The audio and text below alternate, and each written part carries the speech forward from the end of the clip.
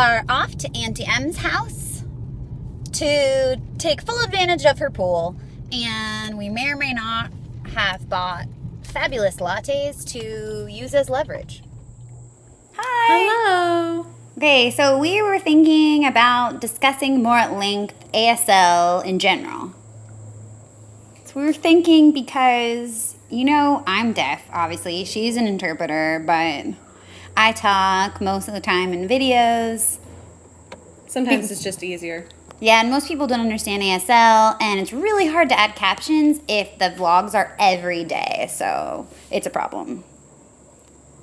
So we're going to start with three different things or topics that a lot of people don't understand or know about ASL. So the first one is terping.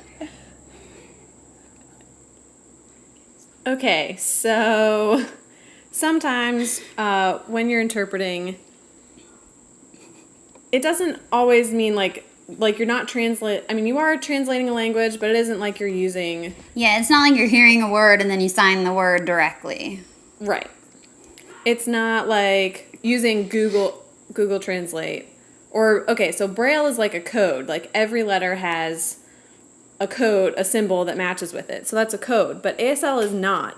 So you have to fully understand the concept and everything in order to really change whatever language into a different language. Yeah, because she really needs to be like an expert on everything, all subjects, because if she doesn't understand a specific word or a specific concept, then you wouldn't know how to explain or communicate that concept in signing. You just need to be really smart. Exactly. So recently, I don't know if you guys know, but I grew up in New Hampshire, so I'm really not a Southern girl at all. I don't understand anything that is related to Southern anything. So anyway, recently I was interpreting like a student meeting, and the principal was talking about dip. I am clueless about dip. So I was trying to interpret that, and I'm like, okay, what does that mean? A spit cup. So fortunately, I learned from my roommate what dip kind of entails and what that means. But it's really important to know that, because if I was like completely clueless about dip, then it would mean that I might not accurately interpret that. Yeah, like maybe you would sign, it's a cigarette that you can chew. If you're clueless, anyways, about what dip is. But she could.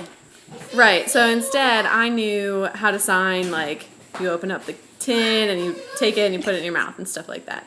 So it's a little bit more accurate if you actually know the concept than just like chewing a cigarette.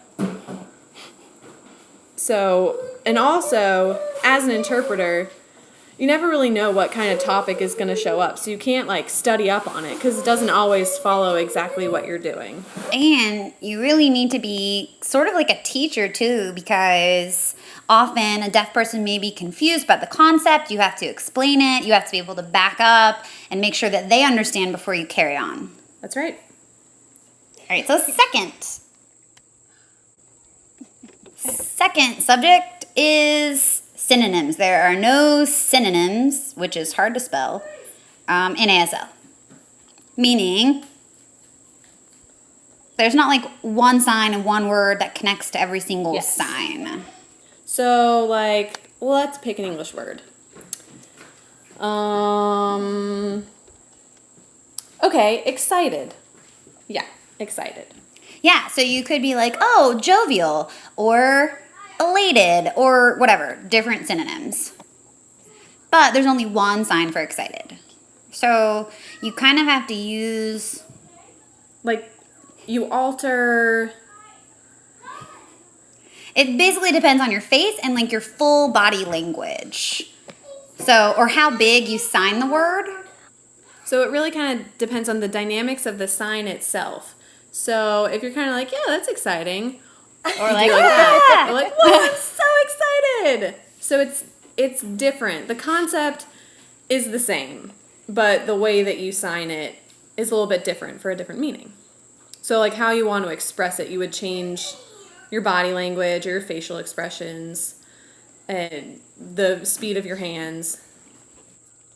And that tacks on to our third subject, which is using your face and your body in ASL. And it's so super important. We were just discussing recently how sometimes like deaf friends or deaf people in our community will sign really stoically like this and really small, because often it feels kind of like extra superior and cool and chill to not be overthinking your language.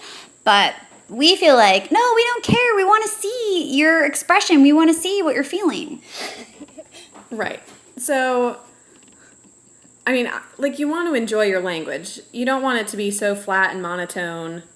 Like, when people talk, I mean, you're just monotone, no expression, no intonation at all. So, that's boring. When people are talking, you know when they're excited because you hear that in their voice. It's the same thing with, like, with ASL. So, you notice if somebody's excited or happy or sad because you can see it in their face. You know, like in their expressions, I'm sad because you look sad.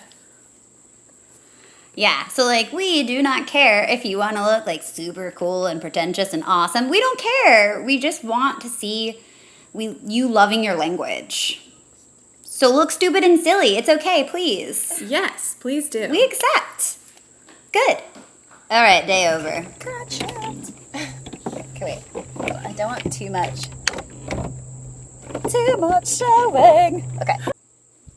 Oh, poop. I forgot.